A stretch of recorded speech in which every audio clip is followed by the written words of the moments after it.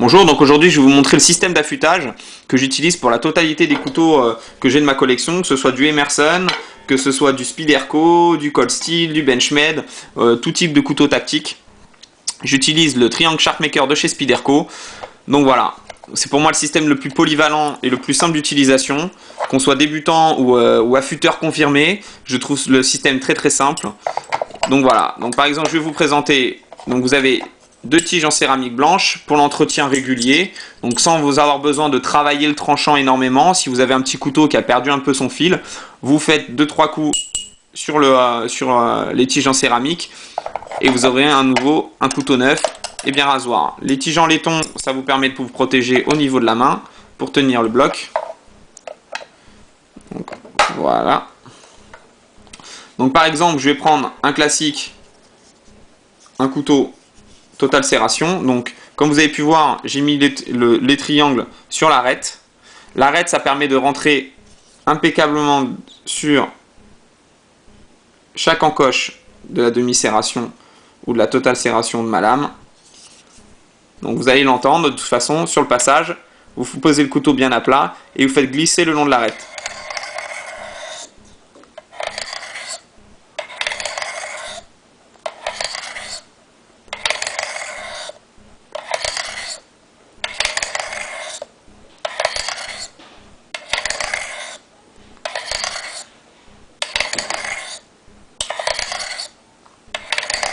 Voilà. Donc là on a après un petit entretien régulier. Voilà. Même avec un couteau comme ça, Total Serration, ça passe plutôt bien. Je vais vous présenter après sur un Cold Steel lame lisse. Sur le Cold Steel lame lisse, vous pouvez mettre le couteau, enfin mettre les arêtes de côté et vous travaillez sur la partie lisse de chaque plaque céramique. Donc on est parti, on travaille sur la partie lisse, voilà.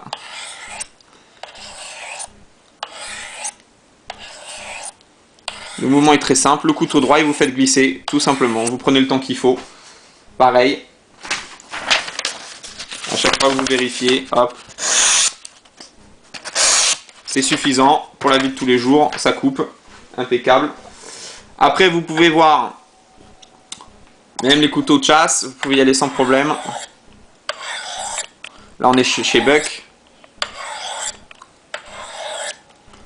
Peu importe la taille, vous chopez le petit coup de main.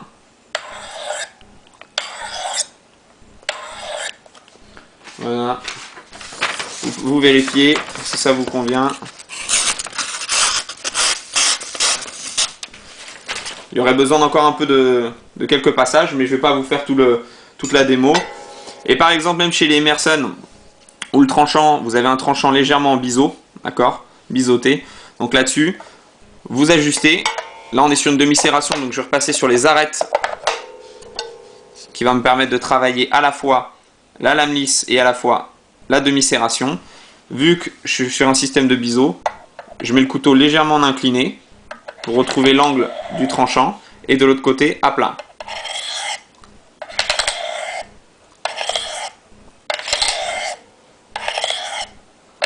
Voilà, je fais quelques passages, je vous montre vite fait.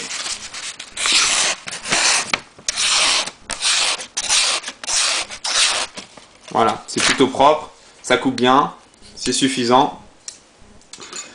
Pour la petite explication, comme vous pouvez voir, vous avez plein de passages différents au niveau du bloc. Donc là, on était sur les ouvertures à 40 degrés qui vous permettent de travailler des lames fortes, des lames, même les contre-tranchants. Vous avez une ouverture à 30 degrés pour les tranchants un tout petit peu plus fins. Vous avez, pour chaque bloc, vous avez des passages ici pour mettre les systèmes de sécurité qui vous évitent d'avoir le couteau qui vous retombe sur la main pendant que vous affûtez votre produit. Vous avez également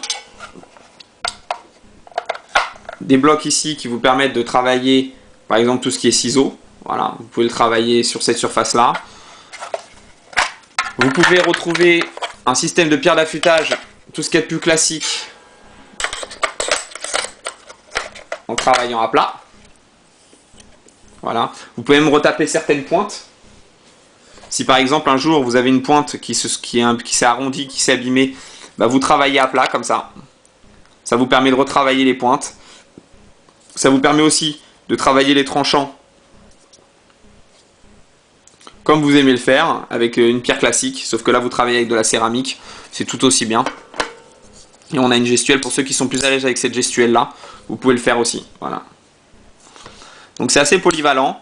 Il est vendu également avec, là je vous ai présenté le travail avec les plaques céramiques blanches, parce que c'est certainement celle qu'on utilise le plus pour l'entretien régulier de temps en temps pour certaines lames. Mais vous avez aussi les tiges d'affûtage.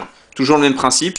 Là, vous utilisez ces pierres-là quand vous avez besoin de retaper vraiment un couteau, un tranchant qui a été sacrément abîmé. Vous prenez votre temps, vous travaillez d'abord avec ça. Et quand vous obtenez le tranchant que vous voulez, vous travaillez après les finitions avec les tiges céramiques blanches. Voilà, tout simplement.